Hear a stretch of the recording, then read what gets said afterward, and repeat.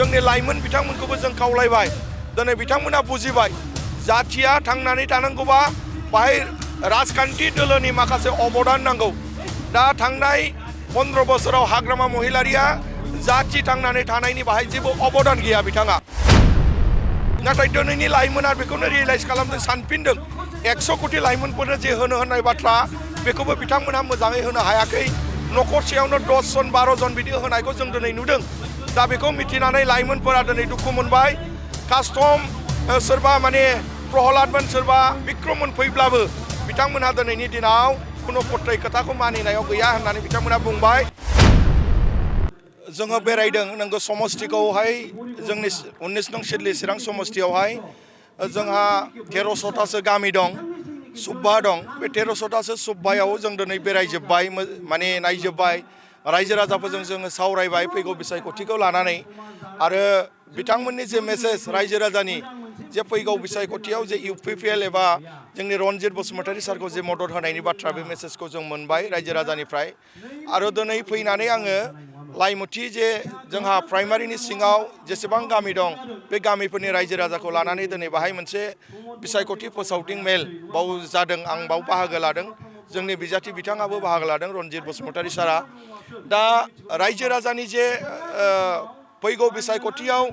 UPPL दोलोखौहाय बिसेसकै लाइमुथि ओनसोलनिफ्राय जे मदद होनो होननानै जे बिथांमोननि थिरांथा बेखौ नुयोब्ला एखेबारे जोङो सानो माने बाहाय मोनसे गणतन्त्र मोनसे डेम'क्रेसिया जे बाहाय गायसन जाबाय बिथांमोना गोसो खुसियै भट होनो होननानै बिथांमोना दिनै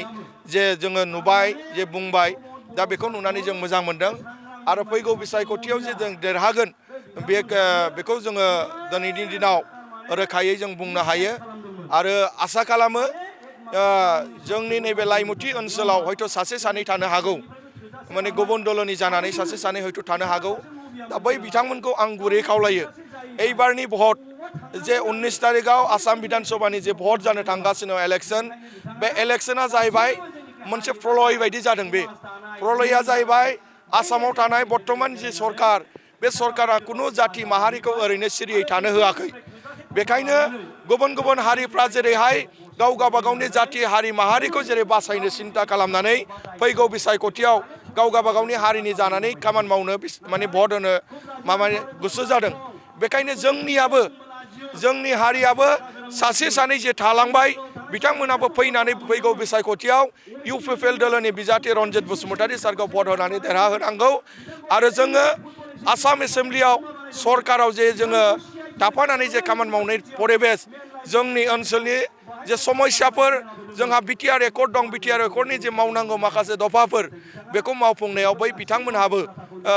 जोंखौ मदद होनांगौ होननानै आं दिनै खावलायनोसो गोसो जादों सासे लाइमोन दैदेनगिरि लाइमोनफोरा दासिम माबायदि थागथियारि जानानै दं जे UPPL बेखौ बुंनांगौब्लाथ' एखेबारे बिराद मजबुत जों लाइमोना थारमाने गोदो जाबाय बेखौ बयखौबो बावगारबाय किन्तु नैबे समाव 5 बोसोर प्रमद बर'आ सरकार दैदेननाय समाव बिथाङा जे लाइमोनफोरनि फारसे खामानि मावनायाव जे इनिशिएटिभ लाबाय लाइमोनफोरखौ फरायनायनि फारसे जे थुलुंगानाय होबाय गेलेनायनि फारसे थुलुंगानाय होबाय हारिमु फारसेनि जे थुलुंगानाय होबाय लाइमोनफोरखौ दा बैखौहाय नोजोर बोनानै जोंनि लाइमोनफोरा दिनै UPPLनि बिजाथिखौ जे भट होनो थाखाय दिनै लोब जाबाय बे एखेबारे जोङो माने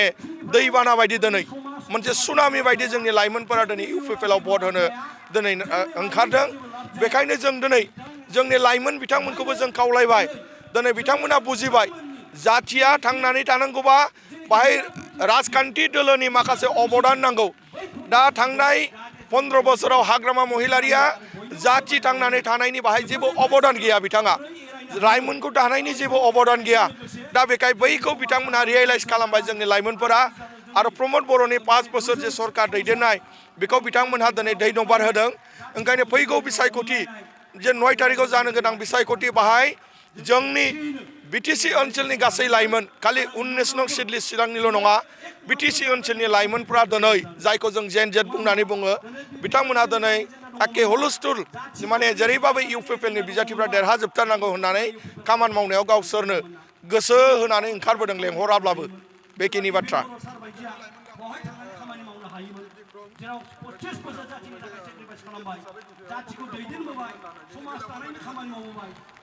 बिथांमोनहाथ' जों मिथिबाय थांनाय बिसायख'थियाव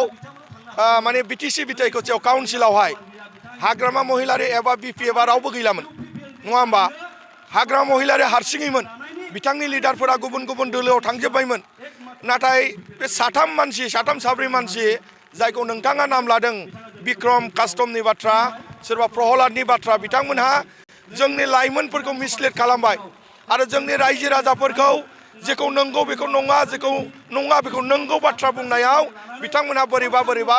थांनाय बाराव देरहालांबाय नाथाय दिनैनि लाइमोना बेखौनो रियेलाइज खालामदों सानफिनदों 100 कोटि लाइमोनफोरनो जे होननाय बाथ्रा बेखौबो बिथांमोनहा मोजाङै होनो हायाखै न'खरसेयावनो 10 जन 12 जन बिदि होनायखौ जों दिनै नुदों दा बेखौ मिथिनानै लाइमोनफोरा दिनै दुखु मोनबाय कास्टम सोरबा माने प्रहलादमोन सोरबा बिक्रममोन फैब्लाबो बिथांमोनहा दिनैनि दिनाव खुनु पट्टै खोथाखौ मानिनायाव गैया होननानै बिथांमोना बुंबाय आरो बिथांमोना गावसोरनो बुंनानै लादों दाख्लै मिडियायाव गावस्रा दिनै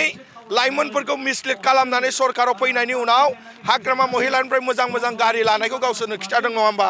आंहा उमुक गारि मोनबाय सोरहाबा उमुक गारि मोनबाय होनलायनाय दा लाइमोनफोरा मा मोनखो नायोब्ला ना सोलोंथाइनि फारसे थुलुंगानाय दं ना गेलेनायनि फारसे थुलुंगानाय दं ना लाइमोनफोरखौ थांनानै थानायनि थाखाय मोनसे पलिसि दं जेबो गैयैखाय बिथांमोननि बाथ्राफ्रा जेबो इम्पेक्ट होनाय नङा फैगौ बिसायख'थियाव लाइमोनफोरा इयुथफ्रा जोंनि इउ पिपल दोलोखौनो माने गोसो मोदोमजों मदद होगोन जोंहा बेखौ फोथायनाय दङ गोबोसे मोननैनिफ्राय मोनथाम एलायन्स बिजेपिआ हयथ' मोनसेसो मोननो हागौ बाखि जेसेबां मोनब्रै दानख'नानै जेसेबां थायो बे जोंनि जागोन बे स्पष्ट आरो आसाम सरकारा माने 2026नि जे आसाम सरकार दागोन बियो इउ पिपलखौ लायालासेनो बाहाय सरकार दानो हानाय परिबेसा जाया बे सैथोथार